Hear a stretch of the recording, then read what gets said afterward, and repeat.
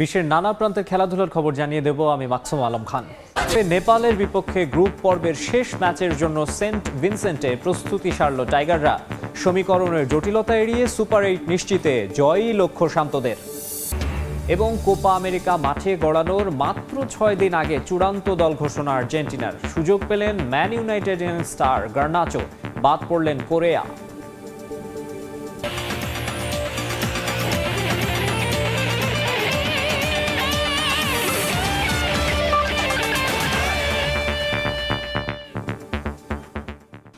দেখছিলেন শিরোনাম, এবারে বিস্তারিত। শুরুতে টি-20 বিশ্বকাপ প্রসঙ্গ। সুপার 8 নিশ্চিত করতে সোমবার ভোরে গ্রুপ পর্বের শেষ ম্যাচে নেপালের মুখোমুখি হবে বাংলাদেশ।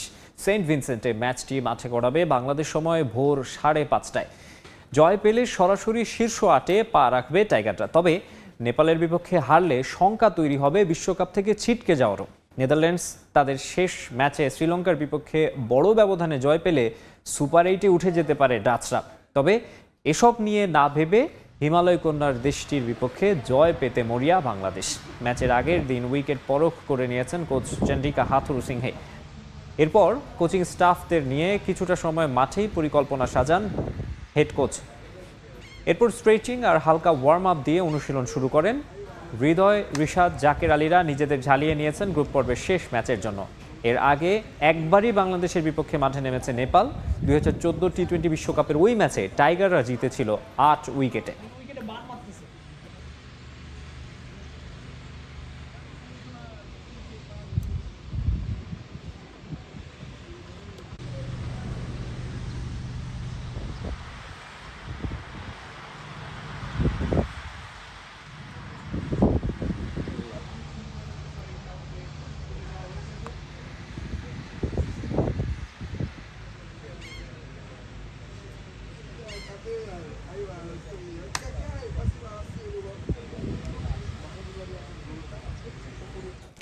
এই মুহূর্তে সেন্ট ভিনসেন্টে আছেন রিপোর্টার সাজিদ মুস্তাহিদ। সবশেষ খবর জানতে সরাসরি চলে যাচ্ছি তার কাছে।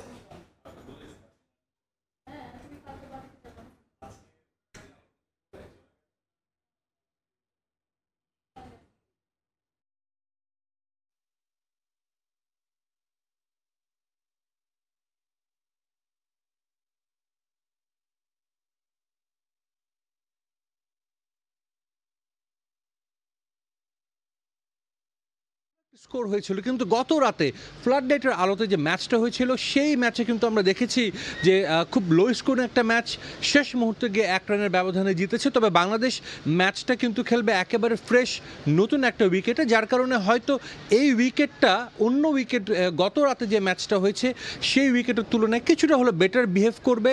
তানজিম সাকিব এসেছিলেন ম্যাচের আগে অফিসিয়াল প্রেস কনফারেন্সে, তিনি কিন্তু বলেছেন উইকেটটা তারা দেখেছেন, এই উইকেটটা কিছুটা হার্ড উইকেট। আমরা জানি যে বলটা খুব সুন্দর মতো ব্যাটে আসে, যার কারণে হয়তো একটা ব্যাটিং ফ্রেন্ডলি আমরা উইকেট দেখতে পারি। তারপরও বাংলাদেশ দল বেশ সতর্ক, হয়তো কালকে ম্যাচের আগে আর একটু উইকেট দেখে তারা হয়তো একাদশটা সিলেক্ট করবে। তবে অনুশীলন দেখে যেটা বোঝা গেছে, দীর্ঘ সময় বাংলাদেশ দলের স্পিনার তানভীর ইসলাম, যিনি আজকে বোলিং অনুশীলন করেছেন, সাকিব আল হাসান এই ওয়ার্ল্ড কাপে বল হাতে তার কাছ থেকে সে যে সার্ভিসটা বাংলাদেশ সবসময় পেয়ে থাকে সেটা কিন্তু পাচ্ছে না। এখন পর্যন্ত একটা উইকেটও তিনি তুলতে পারেননি, যার কারণে হয়তো বিকল্প কিছু ভাবতে পারে। তানভীরের ইনক্লুশন হতেও পারে, তবে সেটা লাস্ট মোমেন্ট কল, ম্যাচের আগে হয়তো সেটা আমরা জানতে পারবো। নেপালের জন্য ম্যাচটা কিন্তু গত রাতে তাদের একটা হৃদয় বিদারক ঘটনা আমরা বলতেই পারি, যে ক্রিকেট মাঠে হয়েছে। মাঝে মাঝে আসলে ক্রিকেটটা অনেক নিষ্ঠুর, আমরা বলতেই পারি। নেপালের জন্য এটা আসলে অনেক বড় একটা ধাক্কা ছিল। আজকে তাদের কোচ এসেছিলেন, তিনিও কিন্তু বলেছেন যে তারা কিছু সেই হারের ধাক্কাটা কিন্তু এখনও তারা পার করতে পারছেন না, বা তারা সেটা নিয়ে এখনও চিন্তা করছেন। তারপরেও তারা বাংলাদেশের ম্যাচের জন্য মুখিয়ে আছেন, বাংলাদেশের ম্যাচটা তারা খেলতে চান ভালো মতো। তবে এমন না যে বাংলাদেশকে হারিয়ে তারা নেদারল্যান্ডসের কোনো সুবিধা করে দিতে চান, তেমন কিন্তু কিছু বলেননি তাদের কোচ মন্টি দেশাই। তবে তারা বেশ হোপফুল, যেহেতু বাংলাদেশের আগেই তারা সাউথ আফ্রিকার মতো ভালো একটা ব্যাটিং লাইন আপ আছে, যাদের বোলিং লাইন আপকে তারা প্রায় 10-12 মিনিট কিন্তু প্রথম 10-12 ওভার কিন্তু তারা ডমিনেট করেছিল। সো বাংলাদেশের এগেনস্টেও তারা সেই পারফরমেন্সটা ধরে রাখতে চাইবে, এবং সেই ডমিনেটিং যে পারফরমেন্স যেটা তারা গতকাল কিছুটা সময় পেয়েছিল সেটা হয়তো তারা করতে চাইবে। এখানকার উইকেটের কথা আবার একটু বলতে চাই।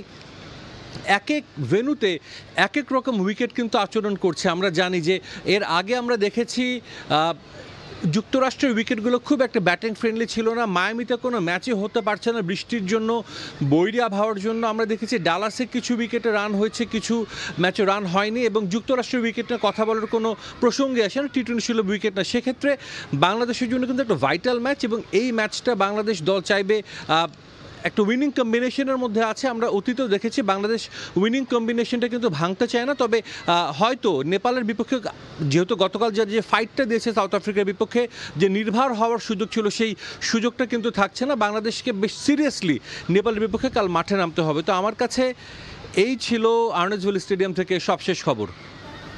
সেন্ট ভিনসেন্ট থেকে যুক্ত হয়েছিলেন সাজিদ মোস্তাহি, জানাচ্ছিলেন বাংলাদেশ দলের প্রস্তুতির খবর। যাব পরের রিপোর্টে। মাত্র 1 রানের হারের আক্ষেপে পুড়ছে নেপালের সমর্থকরা। তবে দক্ষিণ আফ্রিকার মতো দলের বিপক্ষে দলের যে দুর্দান্ত পারফরমেন্স, সেটা নিয়ে সন্তুষ্ট নেপালিজরা। এই ধারা অব্যাহত রাখতে পারলে বাংলাদেশের বিপক্ষে জয় পাবে নেপাল, এমন প্রত্যাশা এখন ভক্তদের। আর নেপালকে হেসে খেলেই হারাবে বাংলাদেশ, এমন প্রত্যাশা সেন্ট ভিনসেন্টে খেলা দেখতে যাওয়া বাংলাদেশি সমর্থকদের। দক্ষিণ আফ্রিকার বিপক্ষে হার যেমন হৃদয় ভেঙেছে নেপালের ক্রিকেটারদের, তেমনি হতাশা ভর করেছে সমর্থকদেরও। নিশ্চিত জয়ের ম্যাচে এমন হার যেন কোনোভাবেই মেনে নিতে পারছেন না তারা। We should have won that game. We had wickets, we had everything. With their, I don't know what happened, but that game was in our pocket for even in the last over. We should take it as like in a positive note. It's our second World Cup after 10 years. And also, like a lot of our players, they don't have this kind of bowling exposure, right? Playing. That's the cricket. You win, you lose, and that's the experience as well. Luck wasn't on our side, so maybe next time we turn the game around and we'll win it.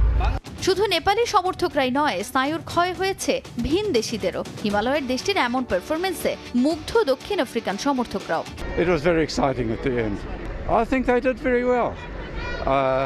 I think South Africa batted very poorly. এদিকে নেপালের এমন performance নিয়ে ভিন্ন প্রতিক্রিয়া বাংলাদেশি সমর্থকদের মাঝে। কেউ বলছেন এ হার স্বস্তির, কারো কাছে আবার নেপালের এমন ডমিনেটিং পারফরমেন্স বাংলাদেশের জন্য ভয়ের কারণ। আর দলের দুর্দান্ত পারফরমেন্সে আশায় বুক বাঁধছেন নেপালের সমর্থকরা। Bangladesh can't take them easily, বাংলাদেশের খেলতে হবে খুবই সিরিয়াসলি, এবং ওই ম্যাচটা মোটামুটি কম্পিটিশন মানে ওয়ান সাইডেড একদমই হবে না। আফ্রিকা ভালোভাবে ব্যাট করতে পারে না, আমি জানি না কি কারণ, বাট আমি মনে করি বাংলাদেশ এতে পাত্তা পাবে না। Of course. We were almost beating South Africa. Why not? এদিকে গ্রুপ বি এর সমীকরণ মেলানোর ম্যাচে সাবেক চ্যাম্পিয়ন অস্ট্রেলিয়ার মুখোমুখি দুর্দান্ত ছন্দে থাকা স্কটল্যান্ড। সুপার 8-এর সমীকরণ মেলাতে এই ম্যাচে জয় চাই স্কটিশদের। অন্যদিকে আগেই সুপার 8 নিশ্চিত হওয়ায় স্কটল্যান্ডের বিপক্ষে ম্যাচে নিয়মিত একাদশের একাধিক ক্রিকেটারকে বিশ্রাম দিতে পারে অজিরা। এই দুই দল ছাড়াও যেই ম্যাচে দৃষ্টি থাকবে ডিফেন্ডিং চ্যাম্পিয়ন ইংল্যান্ডের। সেন্ট লুসিয়ার ডায়ান স্যামি স্টেডিয়ামে ম্যাচ শুরু হবে সকাল 6:30টায়। খালি চোখে অস্ট্রেলিয়া স্কটল্যান্ডের লড়াই, তবে অজিরা নয়। যে ম্যাচকে ঘিরে উত্তেজনার খই ফুটছে, উন্মুখ প্রতীক্ষা ইংলিশ স্কটিশদের। অজিরা যেন স্রেফ দর্শকের ভূমিকায়। হিসেবটা পরিষ্কার, শুধু নামিবিয়ার বিপক্ষে জয় পেলেই নয়, ইংল্যান্ডের সুপার 8-এর সমীকরণ মেলাতে যে স্কটল্যান্ডকে হারতে হবে অস্ট্রেলিয়ার কাছে। বিশ্বকাপ থেকে চিরপ্রতিদ্বন্দ্বীদের বিদায় করে দিতে কি ভিন্ন পথ নেবে? আগেই সুপার 8 নিশ্চিত করা অজিরা, কদিন আগে দলটির পেসার জশ হ্যাজেলউডের এমন ইঙ্গিত সে আলোচনা উস্কে দিয়েছে আরও। এবারে বিশ্বকাপে যে একটা দল প্রতিপক্ষকে দুমড়ে মুচড়ে দিয়েছে সেটি অস্ট্রেলিয়া। দুর্ভেদ্য উইকেটের মধ্যেও যারা রান তুলছে টি-20 সুলভ, হেড, ওয়ার্নার, মার্শ, স্টয়নিস সবাই আছেন দারুণ ছন্দে। তবে এর মধ্যেও গ্লেন ম্যাক্সওয়েলের পড়তি ফর্ম কিছুটা হলেও বাড়াচ্ছে দুশ্চিন্তা। যদিও অজি ম্যানেজমেন্ট থেকে ইঙ্গিত মিলছে একাধিক ক্রিকেটারের বিশ্রামের, ফিরতে পারেন মিচেল স্টার্ক। এ ম্যাচে এক্স ফ্যাক্টর হতে পারেন অজি বোলার নাথান এলিস। অন্যদিকে ইংল্যান্ডের সঙ্গে পয়েন্ট ভাগাভাগি, নামিবিয়া ওমানের বিপক্ষে দারুণ জয়। স্কটিশদের স্বপ্ন দেখাচ্ছে মাইকেল লেসার, ব্রেন্ডন ম্যাকমুলেনের ব্যাট। Captain Richie Berrington leading from the front. ক্রিকেটের সংক্ষিপ্ত সংস্করণে কখনোই মুখোমুখি হয়নি অস্ট্রেলিয়া আর স্কটল্যান্ড। তবে নিজেদের সবশেষ 14 ম্যাচের মধ্যে মোটে 3 বারই হেরেছে স্কটিশরা। তাই তো কিছুটা অসম লড়াই হলেও আভাস মিলছে এক হাই ভোল্টেজ দ্বৈরথের। মাহবুব রিমন, সময় সংবাদ। এই মুহূর্তে বার্লিনে আছেন রিপোর্টার বিটু বড়ুয়া। আমরা এখন সরাসরি চলে যাচ্ছি তার কাছে। বিটু,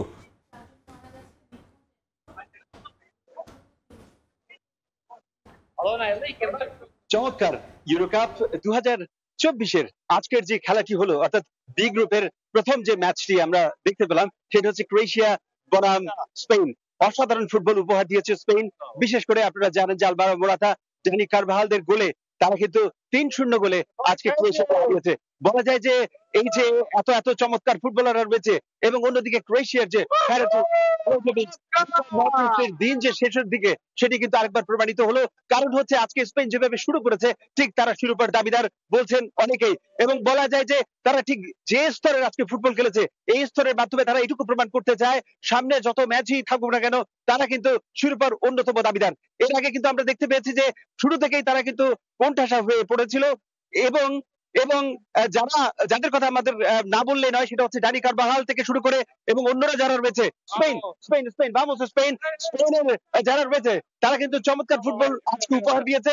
এবং বার্লিনে ইউরোর গুরুত্বপূর্ণ ম্যাচে, বিগ ম্যাচে মুখোমুখি হয়েছিল স্পেন এবং ক্রোয়েশিয়া। এই ম্যাচে স্পেন ক্রোয়েশিয়াকে 3-0 গোলে হারিয়েছে। সেই খবর জানাতে বার্লিন থেকে আমাদের সঙ্গে সরাসরি যুক্ত হয়েছিলেন সহকর্মী বিটু বড়ুয়া।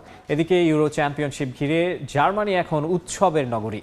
বিশ্বের নানা প্রান্ত থেকে নিজ নিজ দলকে সমর্থন যোগাতে দেশটিতে পা রাখছেন ফুটবল প্রেমীরা। উদ্বোধনী ম্যাচে অ্যালিয়েঞ্জ অ্যারেনায় রীতিমতো ঢল নেমেছিল জার্মান সমর্থকদের। ঘরের মাঠ আর তারকাখচিত স্কোয়াড নিয়ে শিরোপা জয়ে আত্মবিশ্বাসী তারা।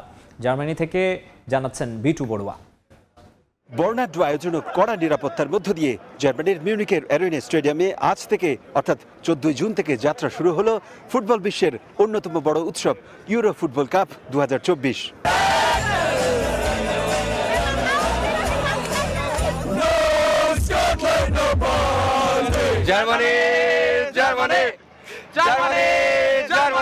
ইউরোকাপ ফুটবলের 2024-এর এই আসরে মোট 6টি গ্রুপে 24টি দল অংশগ্রহণ করছে। জার্মানিতে এখন সাত রব। ইউরোপ তো বটেই, সারা বিশ্বের নানা প্রান্তের ফুটবল প্রেমীরা এখন ভিড় করবেন জার্মানির বিভিন্ন স্টেডিয়ামে। জার্মানির সর্বমোট 10টি স্টেডিয়ামে খেলা অনুষ্ঠিত হবে। তবে জার্মান ফুটবল প্রেমীদের আশা চ্যাম্পিয়ন হবে জার্মানি।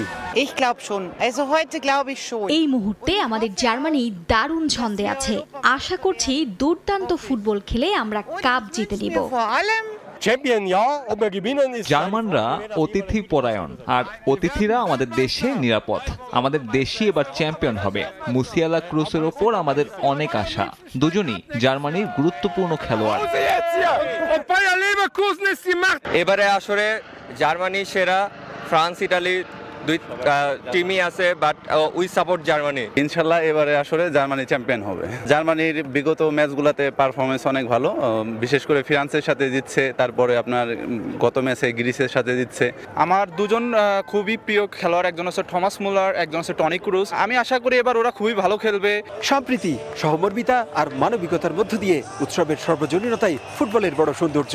তাই এবারের ইউরোকাপ 2024-এর শ্রেষ্ঠত্বের লড়াইয়ে যে দেশই চ্যাম্পিয়ন হোক না কেন সবশেষেই ফুটবলেরই জয় হবে এমন প্রত্যাশা ফুটবল প্রেমীদের। জার্মানি থেকে বিটু বড়ুয়া, সময় সংবাদ।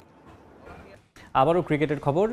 নেতৃত্ব না নিয়ে শাহিন আফ্রিদির নেতৃত্বেই খেলা উচিত ছিল বাবর আজমের। দায়িত্ব না নিয়ে বাবর দৃষ্টান্ত স্থাপন করতে পারতেন বলে মনে করেন পাকিস্তানের সাবেক অধিনায়ক শাহিদ আফ্রিদি। শুধু বাবরকেই দোষারোপ করে থেমে যাননি এই কিংবদন্তি ক্রিকেটার, দোষ দেখছেন বোর্ডেরও।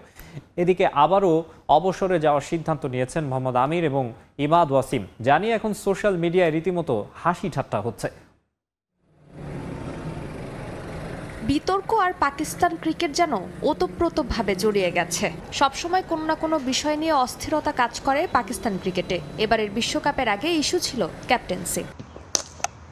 ওডিআই বিশ্বকাপে ব্যর্থ হওয়ার পর দেশে ফিরেই অধিনায়কত্ব ছেড়ে দেন বাবর আজম। ওই সময় টি-20 দলের দায়িত্ব দেওয়া হয় শাহিন শাহ আফ্রিদির কাঁধে।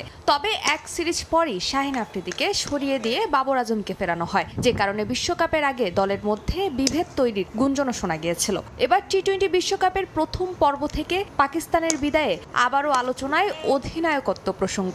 এর আগেও মেয়ের জামাই শাহিন শাহ আফ্রিদিকে অধিনায়কের দায়িত্ব থেকে বাদ দেওয়া নিয়ে ক্ষোভ প্রকাশ করেছিলেন শহীদ আফ্রিদি। দল সুপার 8-এ যেতে না পারায় আবারও ক্ষোভ প্রকাশ করলেন তিনি।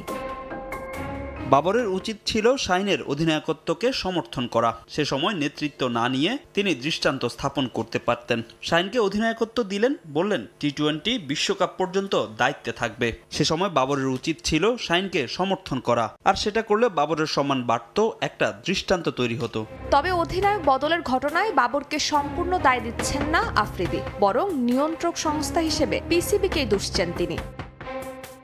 এখানে বাবরকে পুরোপুরি দোষও দেওয়া যায় না, কিছু দায় নির্বাচকদেরও। কারণ কয়েকজন নির্বাচক প্রকাশ্যেই বলেছিলেন কিভাবে অধিনায়কত্ব করতে হয় তা শাহিন জানেই না। নাটক এখানেই শেষ না, নিজেদের রীতিমতো হাস্যরসের পাত্র বানিয়ে ফেলেছেন মোহাম্মদ আমির ও ইমাদ ওয়াসিম। বিশ্বকাপের আগে অবসর থেকে আন্তর্জাতিক ক্রিকেটে ফিরে এসেছিলেন এই দুই তারকা, কিন্তু ভালো স্মৃতি নিয়ে যেতে পারছেন না তারা, আবারও বেছে নিতে হচ্ছে অবসরের পথ। এদিকে শোনা যাচ্ছে বিশ্বকাপে বাজে পারফর্ম করা ক্রিকেটারদের দল থেকে বাদ দেওয়ার কথা ভাবছে পিসিবি। ফারজানা জাহান প্রিয়া, সময় সংবাদ। এ পর্যায়ে খেলার সময়ের শীর্ষ সংবাদ জানিয়ে দিচ্ছে আরেকবার। বিশ্বকাপে নেপালের বিপক্ষে গ্রুপ পর্বের শেষ ম্যাচের জন্য সেন্ট ভিনসেন্টে প্রস্তুতি সারল টাইগাররা। সমীকরণের জটিলতা এড়িয়ে সুপার 8 নিশ্চিতে জয়ই লক্ষ্য শান্তদের।